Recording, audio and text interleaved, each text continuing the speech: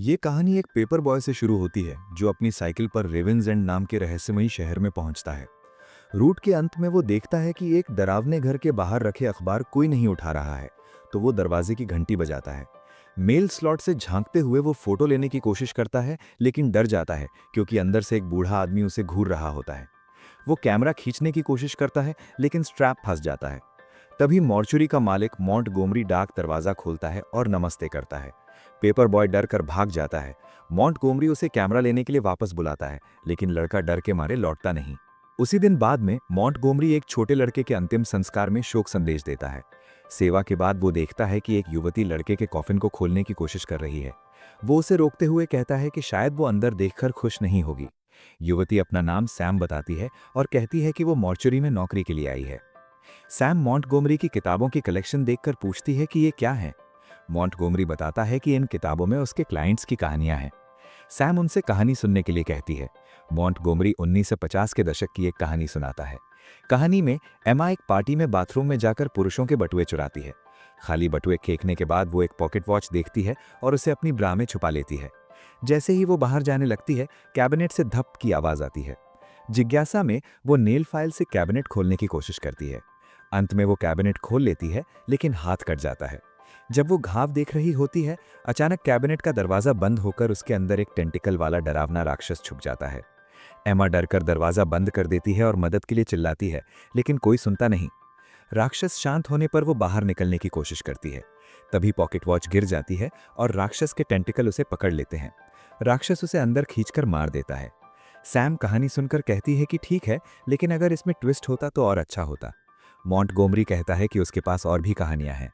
फिर वो सैम से कहता है कि मॉर्चुरी में नौकरी के लिए एक कागज पर साइन कर दे। मॉन्टगोमरी सैम को फॉयर में ले जाता है। वहां सैम को पुराने मॉर्चुरियनों की तस्वीरें दिखाई देती हैं जो पहले इस घर में काम करते थे। जब वे व्यूइंग पार्लर में पहुंचते हैं, सैम मृत लड़के की कहानी पूछती है। मॉन्टगोमरी कहता है कि कुछ कहानियां इतनी डरावनी होती हैं कि उन्हें सुनाना ठीक नहीं है। सैम की इच्छा पर वो दूसरी कहानी सुनाता है, जो 1960 के दशक के एक विश्वविद्यालय में होती है। एक फ्रैट बॉय जेक कैंपस में बूथ लगाता है और महिलाओं को उनके अधिकारों के बारे में बताता है। वो कहता है कि महिलाएं सुरक्षित तरीके से किसी के साथ भी सो सकती हैं। जेक कॉन्डम बांटता है और अपने फ्रैट ब्रदर्स टॉड और कॉनर से मजाक करता है कि वो महिलाओं को पार्टी में फ्रैट बॉय से मिलाने में मदद कर रहे हैं। कॉनर एक शर्मीली लेकिन खूबसूरत महिला को क्लास जाते हुए देखता है और उसे कॉन्डम देता है। जेक बीच में आकर कहता है कि इसे स्कूल की लैक्रोस टीम को दे दो, जो वहां नहीं है। महिला सैंड्रा नोटिस करती है कि जेक फ्रेशमैन नहीं लगता। जेक मजाक में कहता है कि वो सिर्फ सेक्स के लिए कैंपस आता है। सैंड्रा स्वीकार करती है कि वो भी इसी वजह से आई है। जेक चौंक जाता है। शर्मिंदा होकर वो कहता है कि वो सिर्फ मजाक कर रहा था, लेकिन फिर भी सैंड्रा को पार्टी में आने के लिए आमंत्रित करता है। सैंड्रा कहती है कि शायद वो आएगी। जैसे ही वो दूर जाती है, वो एक बुलेटिन बोर्ड से गुजरती है जिस पर लापता मर्द छात्रों की तस्वीरें लगी होती हैं। उस रात सैंड्रा पार्टी में आती है। जेक उसे तुरंत अपने कमरे में ले जाता है।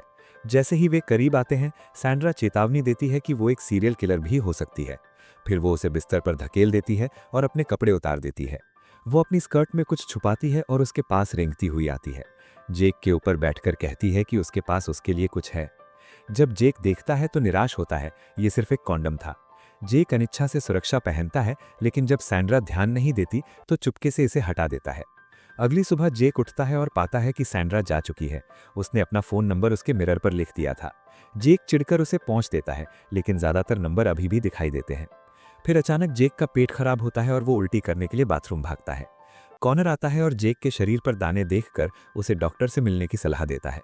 डॉक्टर हैरल्ड कूबलर दानों के लिए कनिसिलिन देते हैं, लेकिन जेक की फाइल में कुछ अजीब देखते हैं। पेट सुनने पर उन्हें दिल की धड़कन और अजीब गरज सुनाई देती है। डॉक्टर जेक से कहते हैं कि वो आगे की जांच के लिए रुक जाएं और बाहर चले जाते हैं। जेक अपनी फाइल देखता है और चौंक जाता है। पता चलता है कि वो गर्भवती है। डॉम में वो गर्भपात की दवा लेता है, लेकिन इससे केवल उल्टी होती है। जैसे जैसे उसका पेट बढ़ता है, वो सैंड्रा को कॉल करने की कोशिश करता है, लेकिन सही नंबर डायल नहीं कर पाता क्योंकि उसने आखिरी अंक मिटा दिया था। अंत में जब वो कॉल करता है तो सैंड्रा से मिलने की भीख मांगता है। फ्लैट हाउस से निकलते समय उसके भाई उसे रोकते हैं क्योंकि वो उसके 67वें यौन विजय का जश्न मनाना चाहते हैं। वो उसे कुर्सी पर बिठाकर मेंटल पर उसका नाम लगाने ले जाते हैं, क्योंकि 67 उनके 67 संस्थापकों का पवित्र संख्या है। अचानक जेक का वाटर ब्रेक हो जाता है और उसके फ्लैट ब्रदर्स पर तरल गिर जाता है। इस मौके का फायदा उठाकर वो जल्दी बाहर निकलता है और सैंड्रा के घर ड्राइव करता है। जब वो पहुंचता है, राल्फ जेक का बढ़ा हुआ पेट देखकर निराश होकर कराहते हैं, जबकि मार्गरेट तुरंत सैंड्रा को बुलाती है और बच्चे को जन्म देने की तैयारी करती है। सैंड्रा कमरे में आती है और जेक अग्नि में से उसे उसकी स्थिति के लिए डांटता है। सैंड्रा उसे याद दिलाती है कि उसे सुरक्षा का ध्यान रखना था।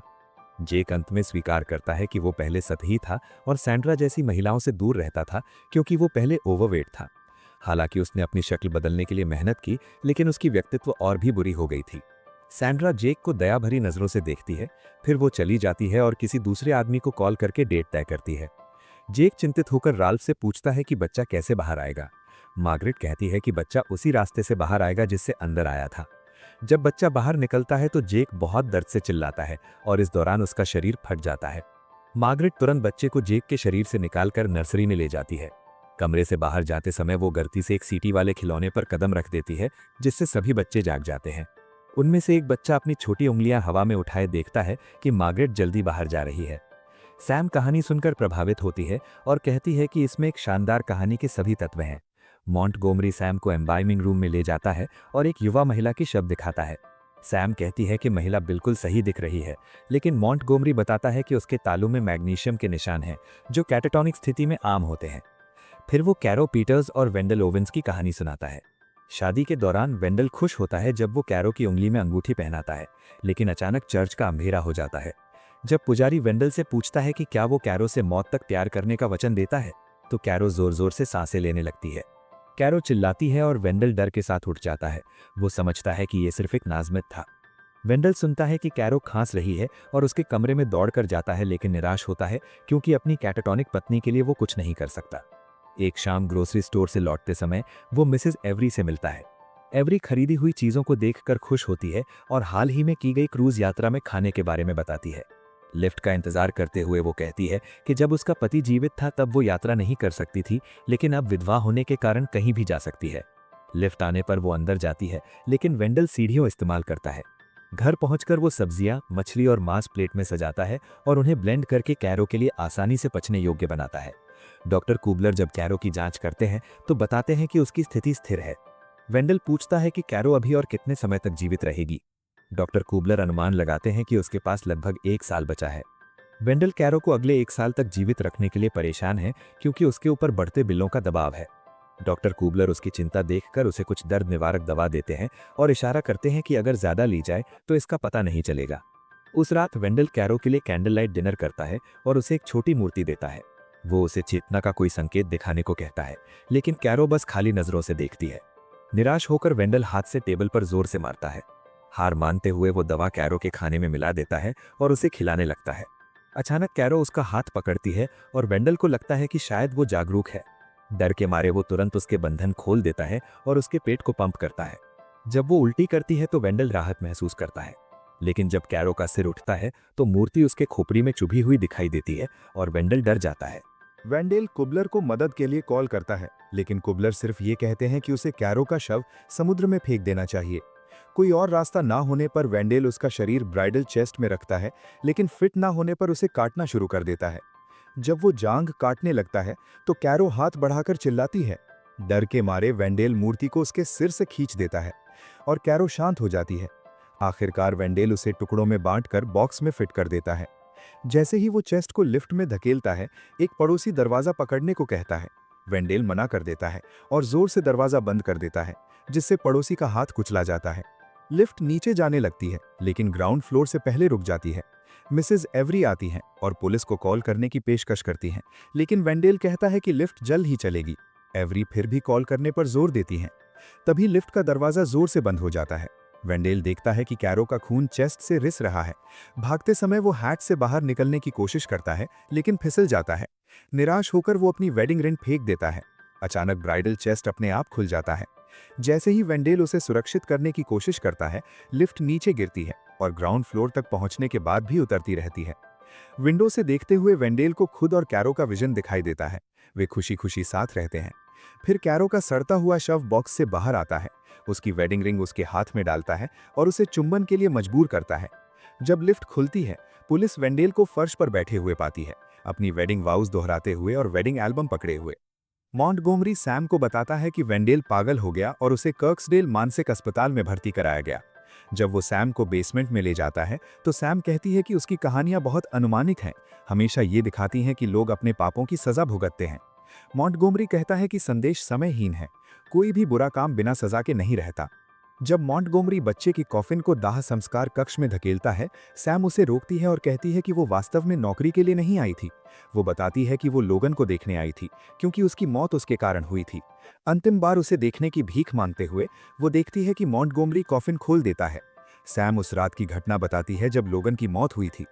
जब वो उसे देख रही थी तो वो horror film the baby sitter murders देख रही थी। रसोई में उसने आंसरिंग मशीन पर संदेश सुना। डॉक्टर कुबलर और उनकी पत्नी डेब्रा कहते हैं कि वे देर से घर आएंगे और उसे देखभाल करने को कहते हैं कि लोगन सो गया हो। वे ये भी कहते हैं कि अगर वो भूखी हो तो खाना खा सकती है।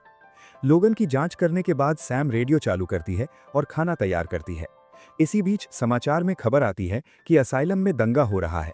पुलिस नागरिकों से कहती है कि अपने दरवाजे लॉक करें, क्योंकि कुछ कैदी भाग सकते हैं।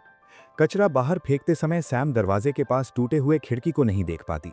अंदर लौटकर वो लिविंग रूम में एक आदमी को देखती है जिसके सिर पर चोट है। चौंक कर वो रसोई में भागती है और हथियार लेने के लिए क्लीवर उठाती है, लेकिन आदमी अचानक उसके पीछे दिखाई देता है और वो क्लीवर गिरा देती है।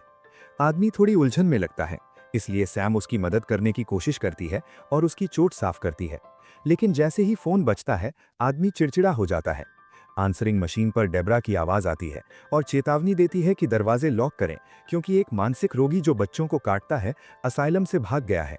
जब सैम देखती है कि आदमी लोगन के खिलौनों की तरफ देख रहा है तो वो उसका हाथ मांस पीसने वाली मशीन में डाल देती है। जैसे ही आदमी चिल्लाता है, सैम मांस पीसने वाले हथियार से उसे मारने की कोशिश करती है, लेकिन वो उसे गिरा देता है। आदमी लोगन के कमरे में जाता है, लेकिन लोगन वहां नहीं होता। सैम दौड़कर आती है जब उसे आदमी की चीख सुनाई देती है। वे लड़ते हैं और आदमी सैम पर किताबें फेंकता है।